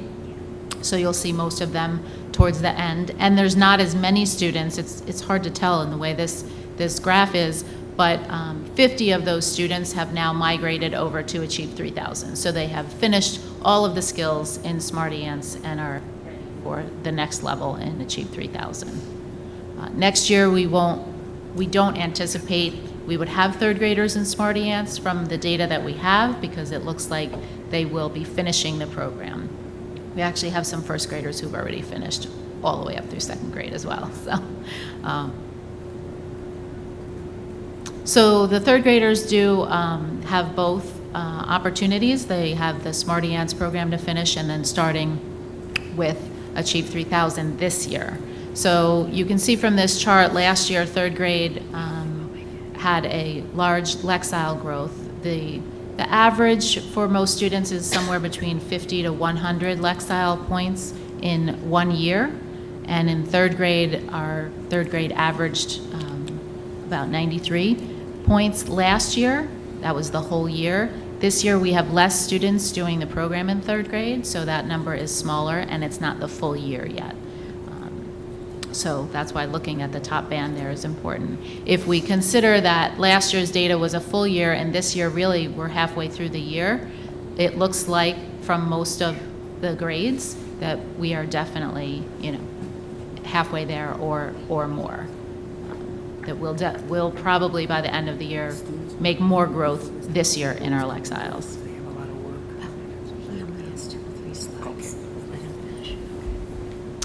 The iReady reading program, like I said, was brought in this year for all of our students. In the program, they have a targeted growth, and so all the way to the right is the number that they expect the grade to grow.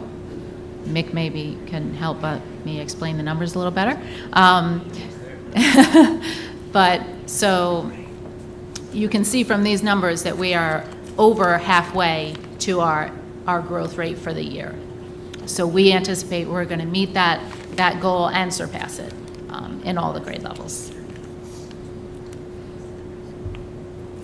So this is the whole middle school. It represents most of the students. At the time of this data, not every student had finished the iReady reading. Some students have been absent, so they're not quite done. But it's almost every student in the middle school. And you can see these numbers are definitely different than our state testing data. Of course, this is all of our students. And if you envision the green area being our 3s and 4s, that's 48% of our students. And so that is definitely better than the state test scores that you saw before. And the students in yellow and red, of course, we've identified. And those are students who are receiving support in the classroom or extra support in AIS or special ed. So I'm sorry, those tiers connect to RTI tiers? Almost identical. And then this is just broken out by grade, because you can see each cohort of students is different and has different needs, and we are addressing that, like I said, both in the classroom as well as in AIS, bringing in new programs even all the way through 8th grade for students who may have gaps still with decoding and vocabulary, and really, the program breaks it out very specifically for all the different areas and tells us for each student, what it is that they're working on. Our AIS teachers this year have been amazing, learning this program, up and running, getting all the data. We've had data meetings this year at the middle school, similar to what the elementary school has been doing. And when we line up all the data and look at it, it tells us a lot about students. Instead of having one piece of state testing data, we now have lots of other measures to look at students and to get a bigger picture of what their strengths and weaknesses are.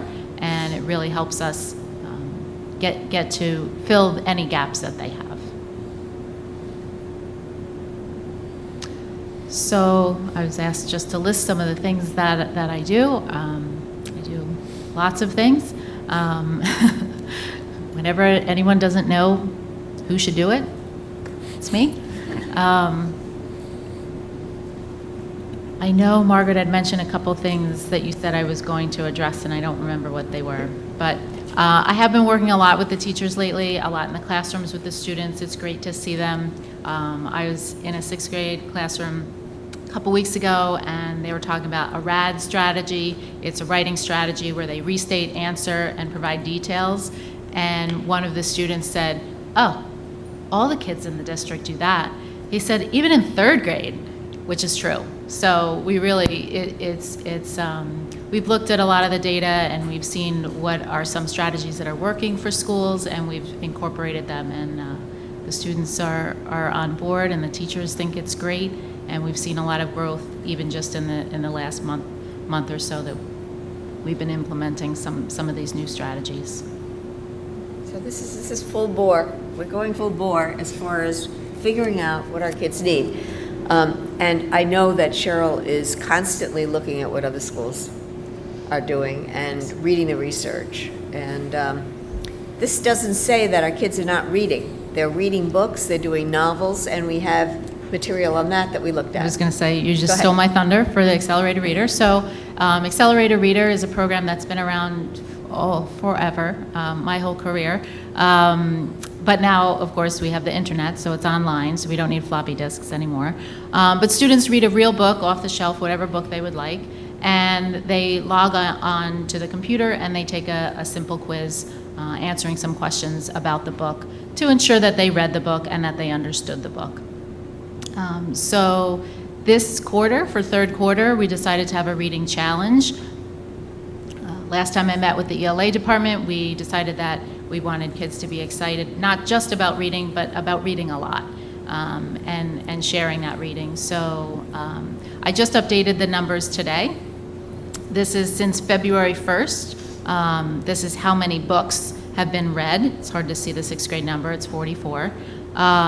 So, you know, I would anticipate these numbers are going to grow very large.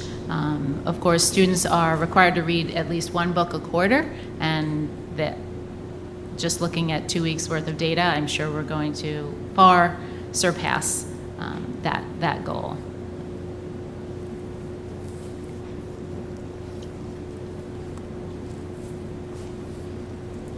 So I'm going to speak about a few of these items up here. Summer PD. What we did is, for the first time, we really went in depth looking at our assessment reports back from the state. And we looked at it in 2 different ways. One, holistically. I'll give you an example of the 3rd grade.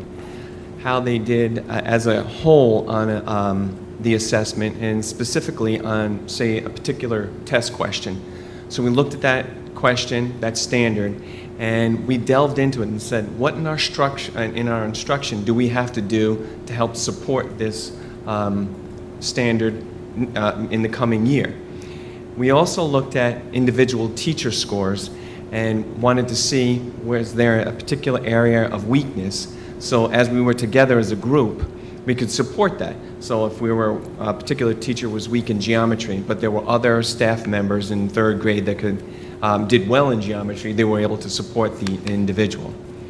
Classroom assessments, in line with our summer work, I wanted to make sure that our assessments were rigorous and in line with the state assessments.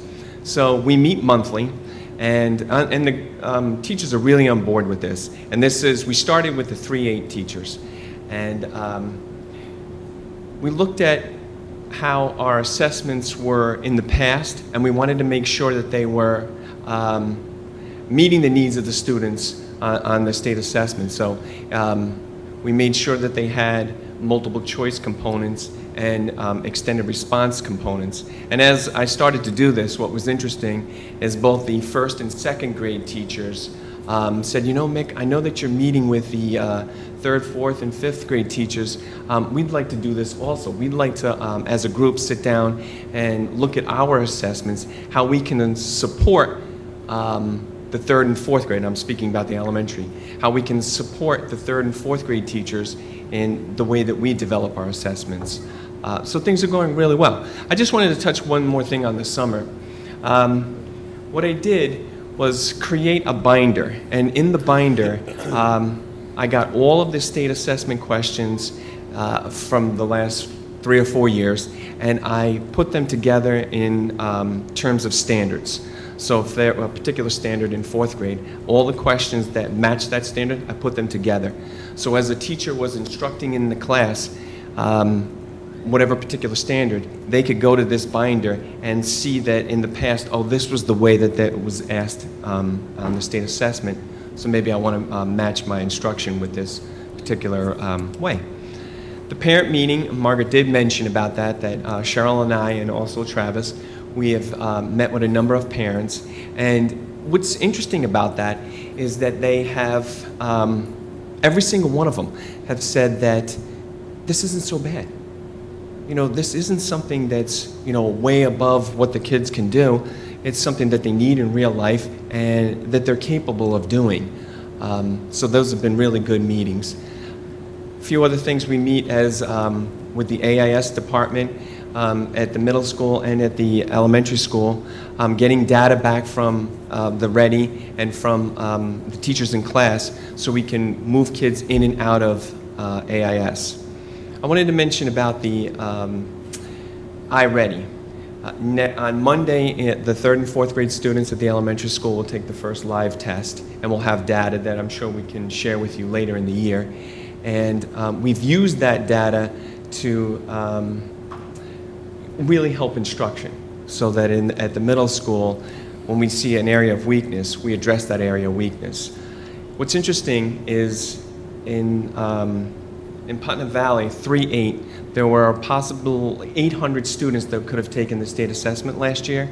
325 of them did not take the math assessment. So there were 40% of the children didn't take the math assessment. So we're now forced to use the iReady assessment to see where these kids, you know, how they're progressing through the year. So we've had to purchase a program because the students aren't taking the assessment. And when I'm not doing all that other stuff, I am the AIS teacher at the elementary school. So here is the data from the fall live test in math, and then the data from the winter live test in 5th grade. You'll notice at the top left-hand corner, top right-hand corner, 47, these are actual students, 47 students were on or above in math. And you'll notice down at the bottom there in the winter live test, 62 students were on or above in math overall for 5th grade. So they've shown growth. And the others are the domains, the other topics there are the domains, specific domains of the students. In 6th grade, at the top right-hand corner, 56 students were on or above in math.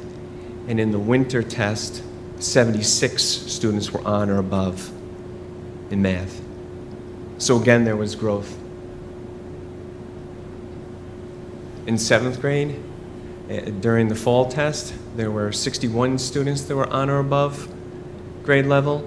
And in the winter test, 69 students were on or above grade level.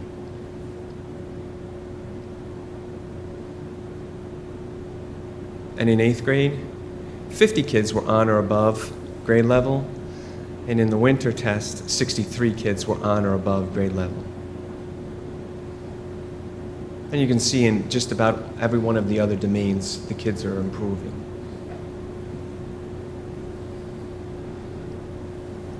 So just like Cheryl, this chart shows you that 53% of the kids, or 62 kids, and that correlates to what I just showed you.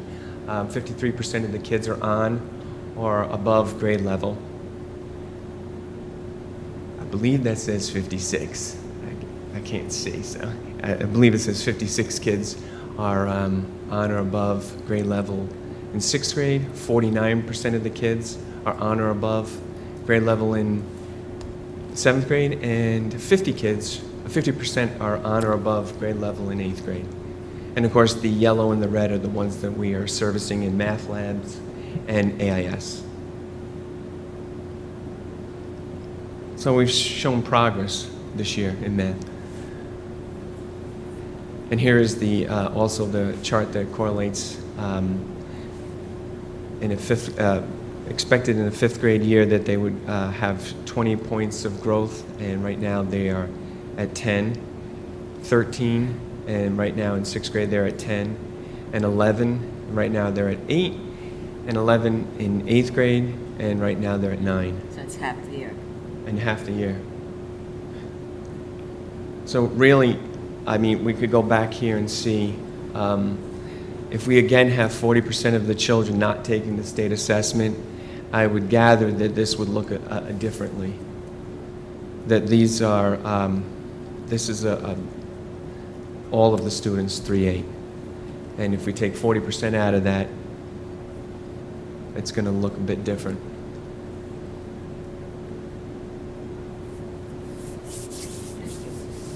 Any questions? Thank you very much. There's so much work that went into this, I know, and that both Cheryl and Mick are passionate about their effort to both analyze, but also to find instructional tools for our students and to bring them to a different place. So thank you. It's great to see the data this clean. Yes. You're not trying to figure out what the graph is telling you. This is very helpful. Thank you. And the colors help too. Thank you.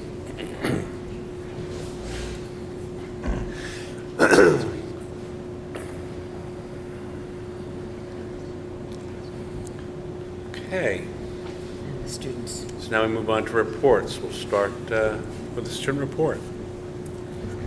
Thank you for being patient, students. Appreciate it.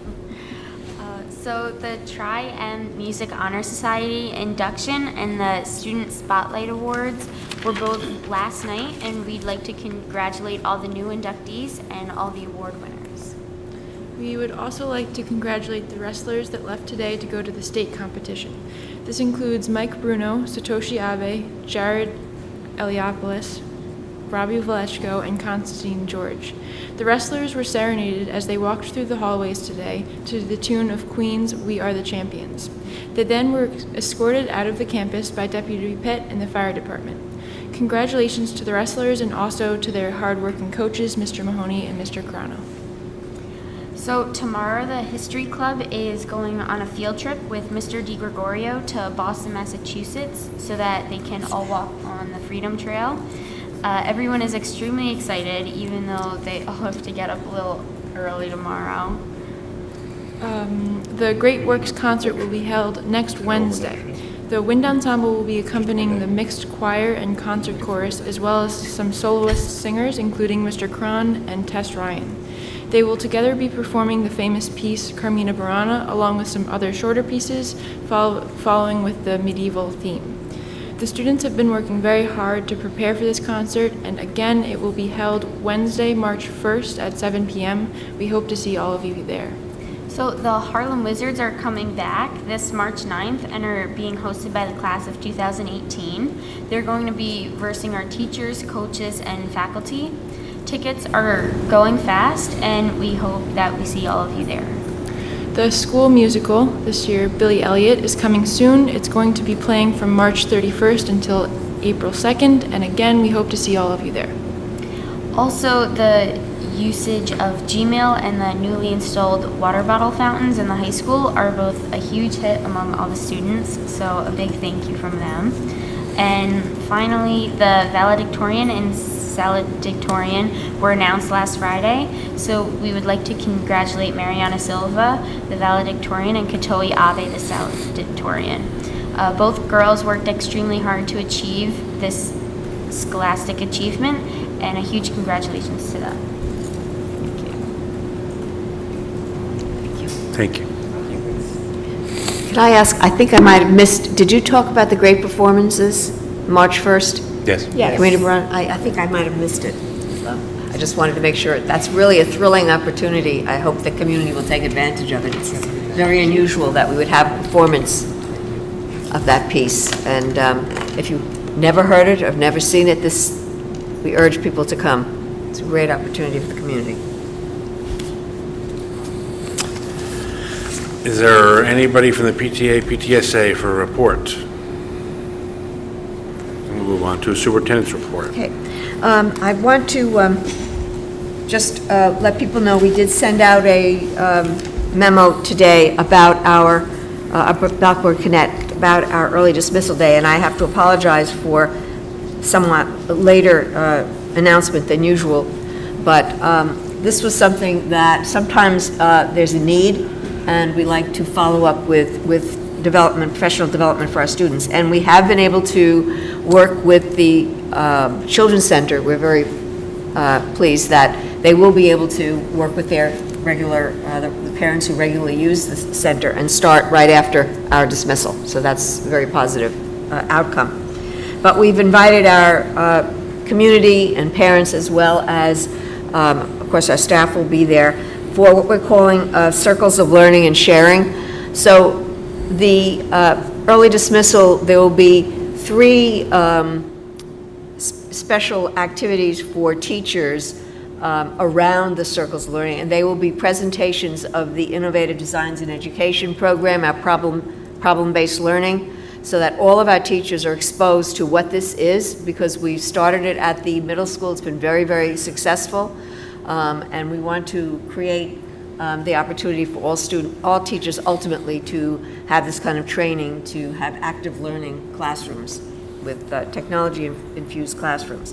But the major period, K-12, for all of our staff and for community members as well, will be what we call these circles of learning and sharing. And there will be 7 opportunities to get involved in looking at ways that we can ensure that our students are in a safe and respectful environment where we have positive relationships and ways to learn from each other, about each other, hear each other's views and perspectives, and learn how to do so in a respectful manner. So there are many ways that we're going to look at this.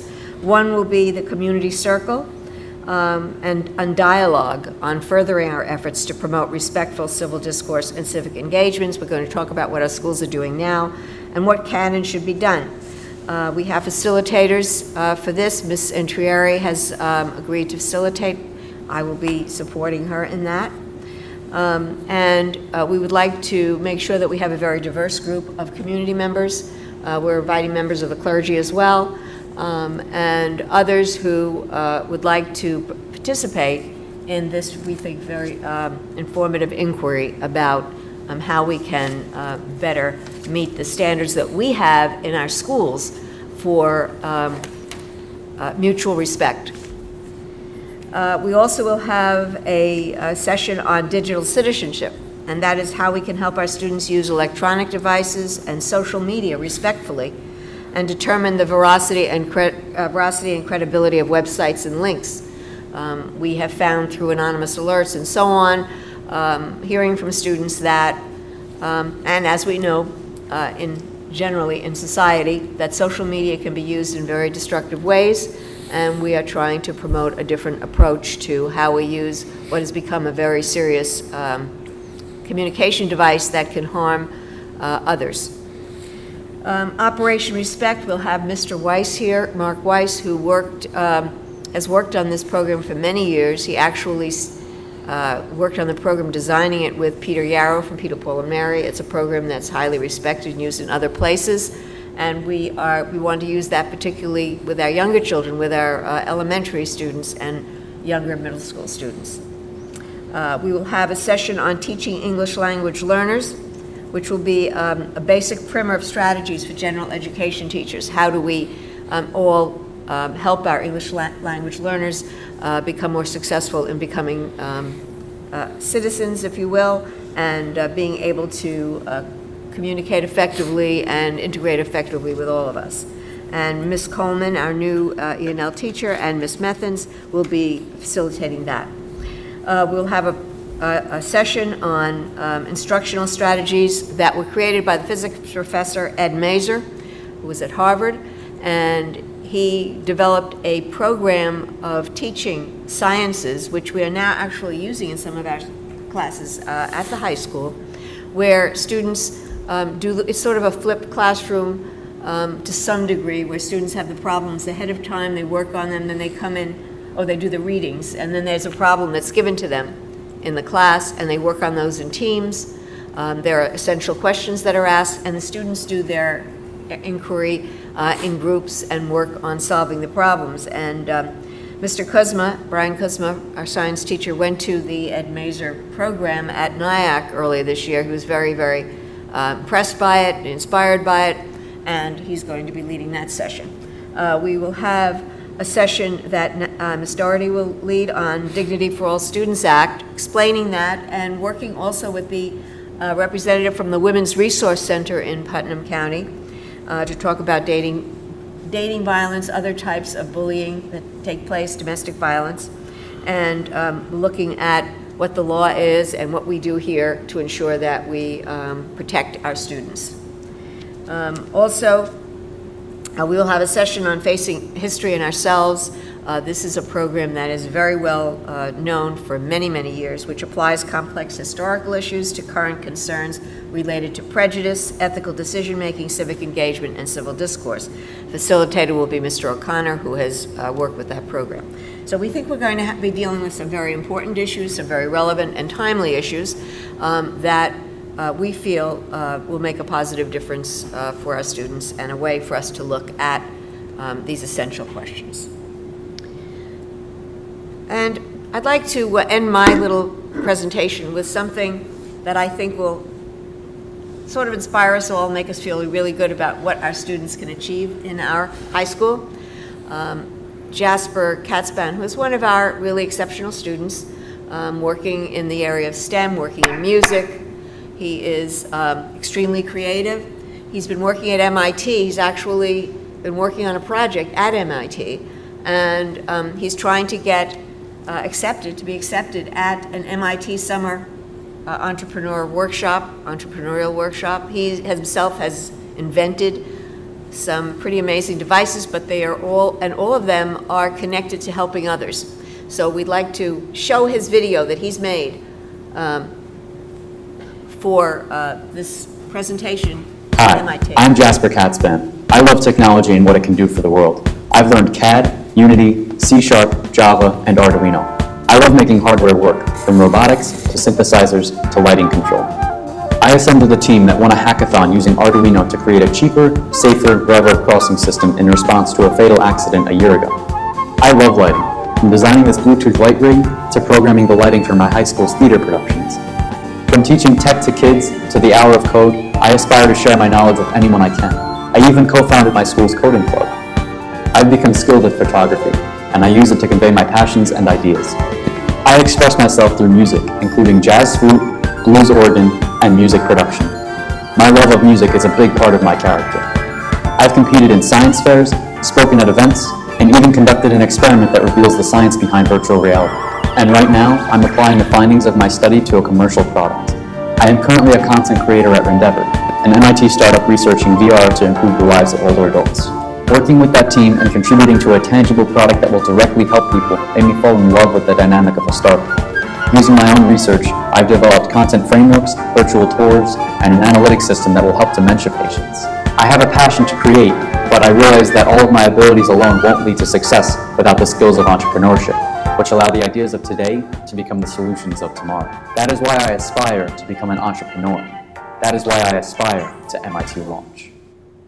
So when we see this, we can realize just what wonders do occur and how students can achieve.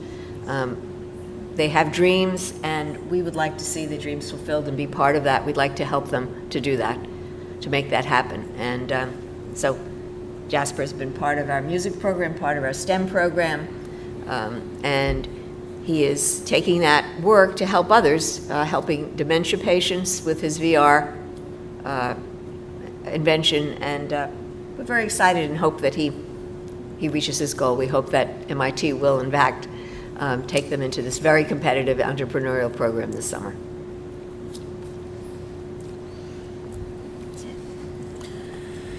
We'll open up to public comment on the agenda items.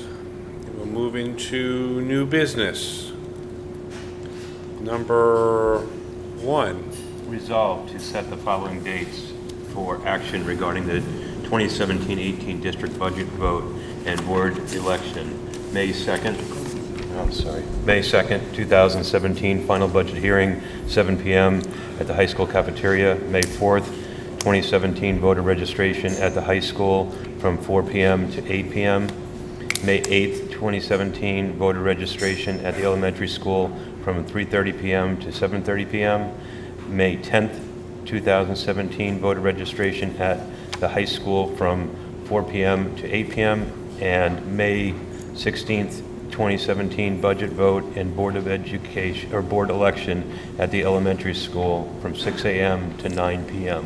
Second. Are there any questions or comments? Just some additions and clarifications on this. One, these dates for voter registration, May 4th, 8th, and 10th, those are formal setups that we will have. But if you're around the school and you never voted and you're not registered, you can just go to the district office during the normal business hours and you can register. With regard to the budget vote on the 16th, if you are not going to be available, please contact the district and get an absentee ballot. All in favor? Aye. Number 2.